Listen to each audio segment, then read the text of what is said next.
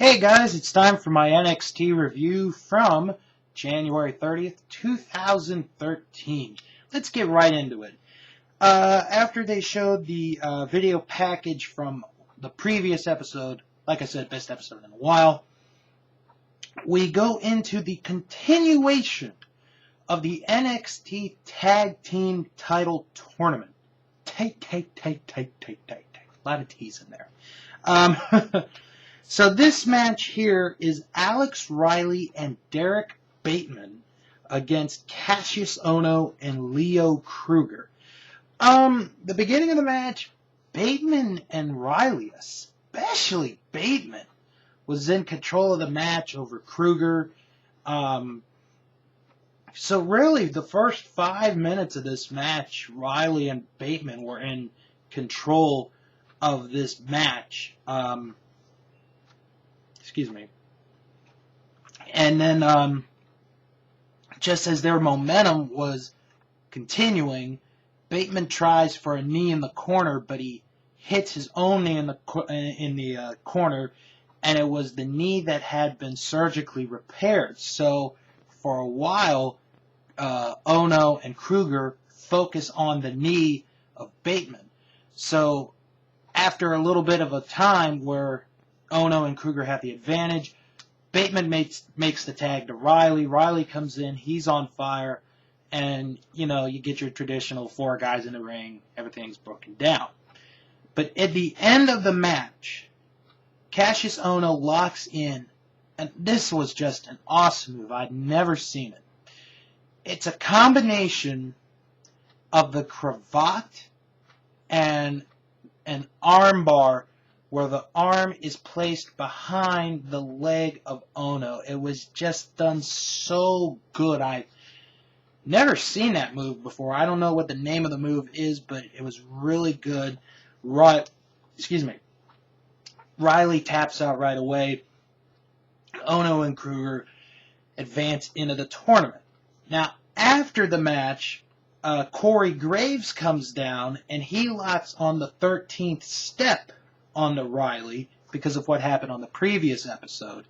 And it takes a couple referees and Bateman to finally get Corey Graves off of him.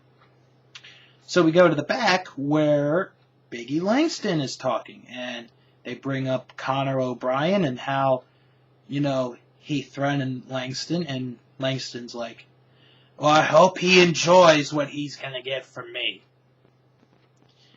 So we go to our next match, Sakamoto against, are you ready for this? Mason Ryan. Remember, where's Trent? Where's Mason? No, I'm just kidding. Trent Beretta deserved that more than Mason. Well, anyway, I don't know what in the world happened to Mason Ryan, but he got more muscular in either A, he really did put on a lot more muscle, or B, he took a lot more steroids. I'm not really sure.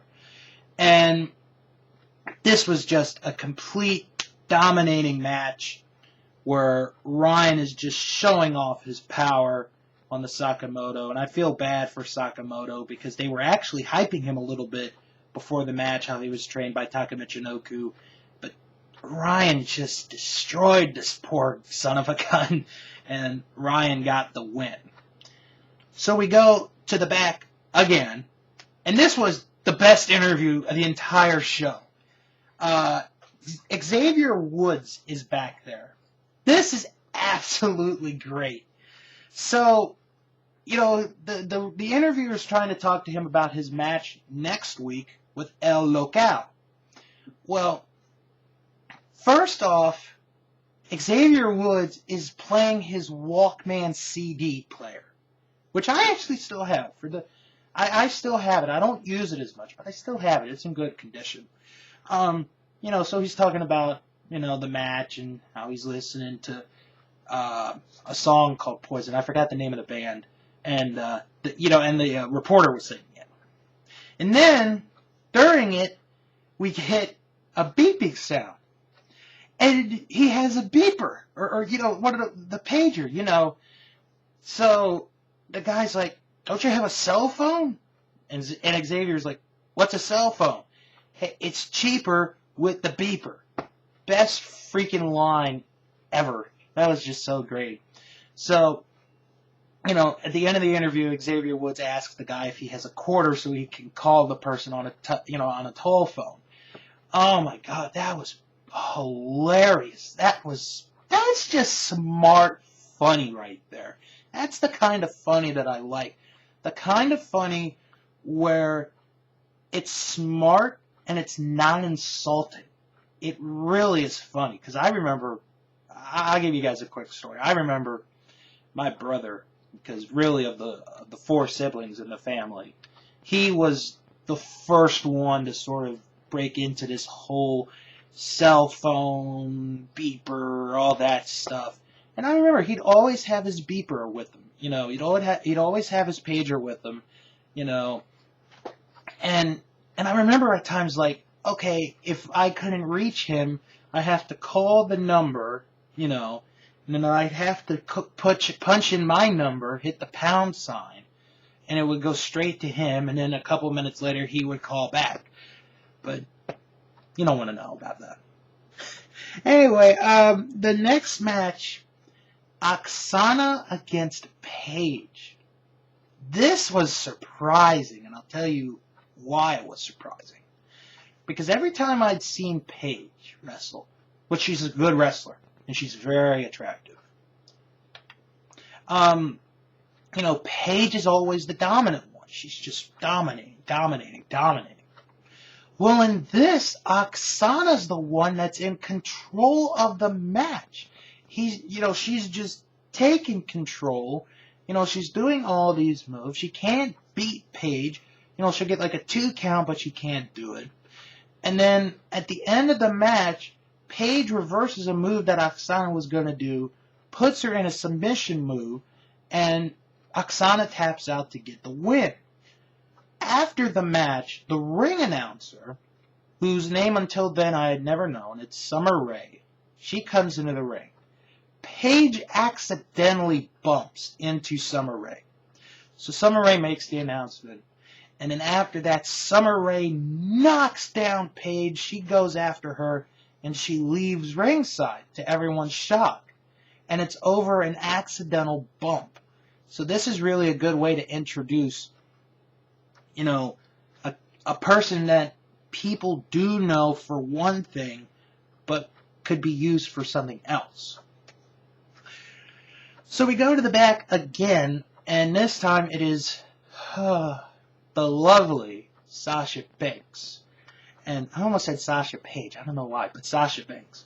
So she's talking about how so excited she was that she got her first win on NXT last week against, a veteran like Alicia Fox.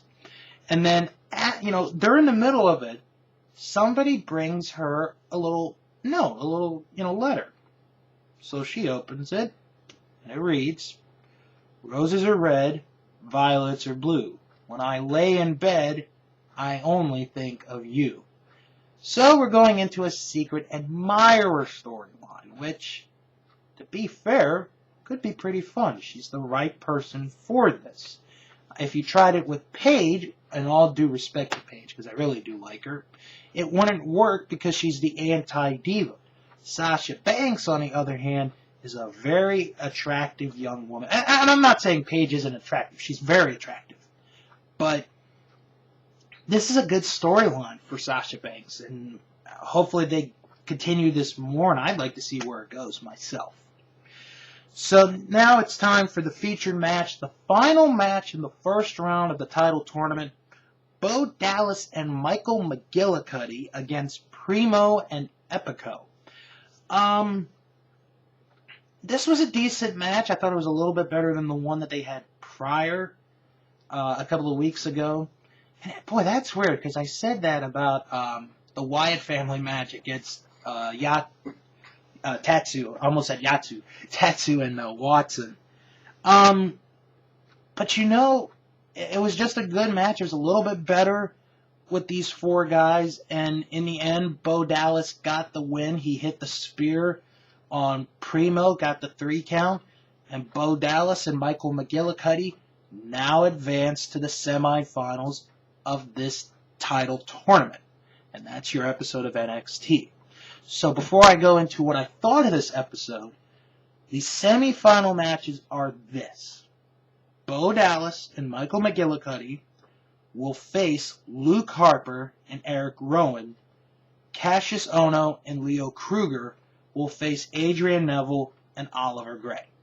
So, my thoughts on this episode? It was okay. You know, it was an okay episode. I don't really have many complaints about it. Like I said, I really liked that Xavier Woods interview. Just absolutely funny.